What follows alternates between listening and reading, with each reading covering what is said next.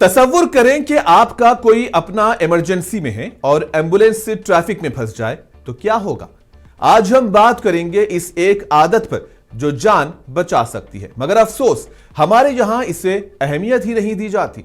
हमारे मुल्क की सड़कों पर रोजाना दर्जनों एम्बुलेंस ट्रैफिक जाम में फंस जाती हैं।